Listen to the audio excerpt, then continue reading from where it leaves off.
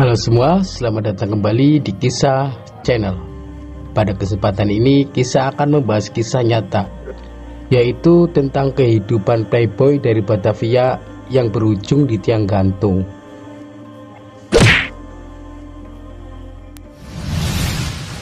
Pada zaman kolonial, ada sosok pria legendaris yang pernah berjalan-jalan di tanah Batavia. Dirinya dikenal sebagai seorang pemburu wanita. Julukannya Playboy dari Batavia. Playboy yang menjadi urban legend dari Batavia ini muncul dalam catatan-catatan masa silam.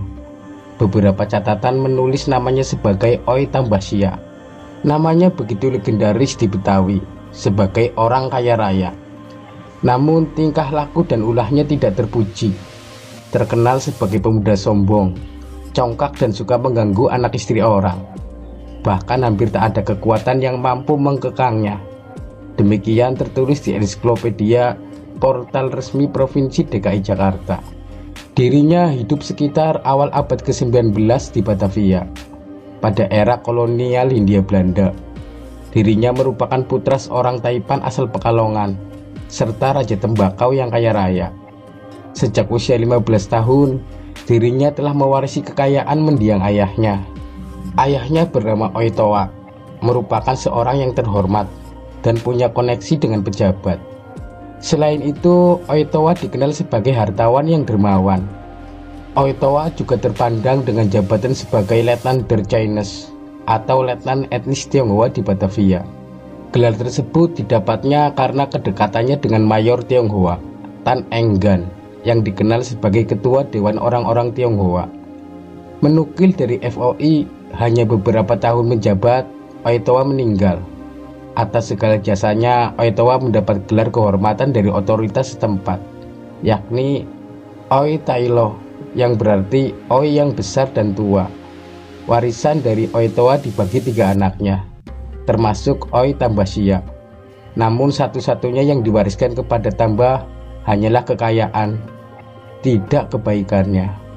Tambah saat itu mendapat warisan kekayaan ayahnya berupa lahan di Pasar Baru dan Curug Tangerang dengan sewa 9.000 golden setahun, sejumlah rumah, uang dan perhiasan. Total nilainya mencapai 2 juta golden. Sekedar gambaran saja, waktu itu dengan uang 10 golden saja orang-orang bisa hidup cukup. Orang sekaya Oi Tai sangat jarang, hanya beberapa gelintir saja. Demikian tertulis dalam buku Indonesia Punya Cerita.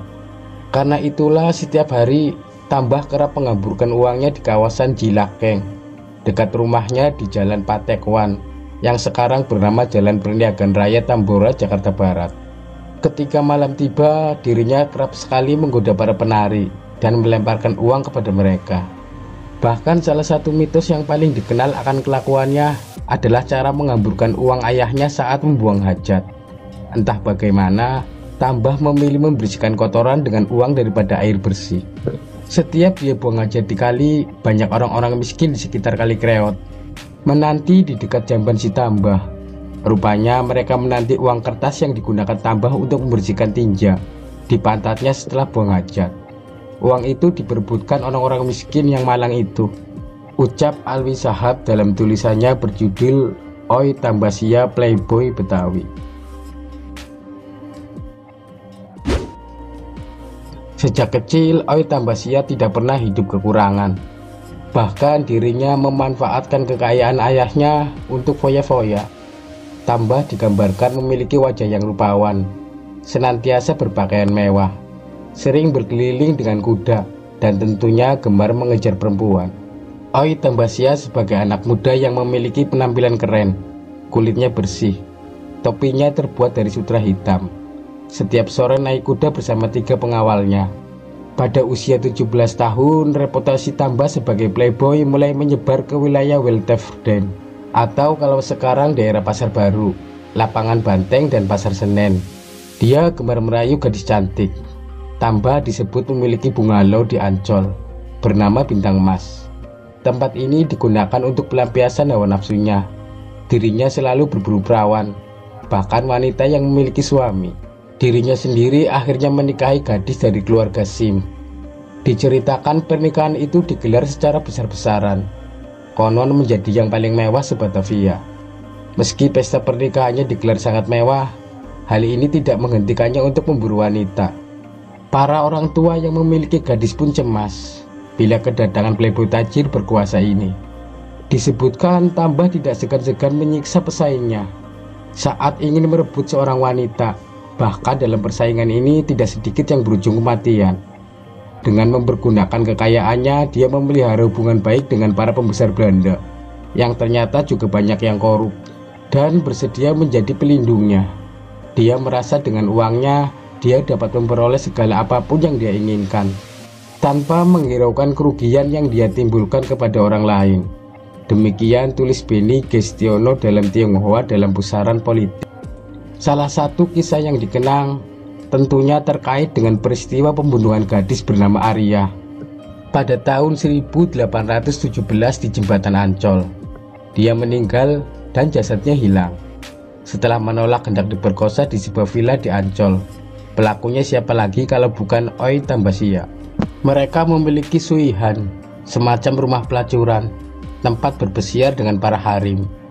Bahkan di salah satu villanya itu, konon si mata keranjang Oi Tambasia membunuh seorang gadis Arya yang jadi korbannya. Catat Alwi Shahab dalam artikel berjudul Legendaris Si Manis Jembatan Ancol, seperti ditulis Republika. Dari sinilah mitos hantu si manis Jembatan Ancol muncul sebagai legenda masyarakat.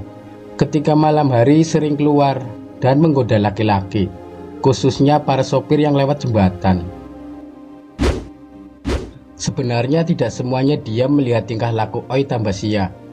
Para pemimpin masyarakat Tionghoa yang tergabung dalam kongkoan Dewan Tionghoa era Hindia Belanda sudah sangat geram. Namun Mayor Tan Engguan yang merupakan ketua kongkoan ternyata memiliki relasi dengan keluarga Oi Tambasia. Karena inilah terjadi konflik kepentingan, karena Tan Engguan sering dibantu oleh ayah Oi Tambasia pada masa lalu. Walau begitu, anggota kongkoan tetap mendesak agar menindak tegas perilaku Tambah. Tan Engguan akhirnya terdesak dan berjanji akan bertindak dan memberi peringatan kepada Oi Tambasia agar menghentikan segala perbuatan dan tingkah laku yang buruk tersebut. Sudah mendapatkan tekanan, pola Tambah tidak sedikit pun mereda. Dirinya kemudian memboyong Mas Ajeng Gunjing, seorang sinden dan penari asal Pekalongan yang terkenal di zaman itu. Perempuan ini kemudian ditempatkan di rumah gedongan. Suatu hari, penari yang terkenal cantik jelita ini dikunjungi oleh kakak kandungnya bernama Sutejo. Melihat keduanya, entah bagaimana Oi Tambasia menjadi cemburu. Dengan kehadiran Sutejo di sisi Mas Ajeng Gunjing, Oi Tambasia menyuruh Piun dan Sura, tukang pukulnya, untuk membunuhnya. Tidak sampai saat itu saja, suatu hari menantu Tang Enggan yakni Lim Sukang pindah dari Pekalongan ke Betawi. Sontak Tan Enggan yang masih muda dianggap pesaing bagi Tambah. Merasa tersaingi, dirinya kemudian meracuni Tengke, seorang pembantu Lim Sukang, dengan motif menjebak. Hal ini bermaksud agar Lim Sukang menjadi tertuduh karena telah membunuh pembantunya sendiri. Tetapi siasat itu tidak terbukti. Pengadilan malah memutuskan sebaliknya. Setelah Lim berhasil mengumpulkan bukti kejahatan Oi Tambasia, Lim juga membujuk agar Gunjing ikut bersaksi kepada polisi atas 2 kasus pembunuhan agar memperberat hukuman Tambah.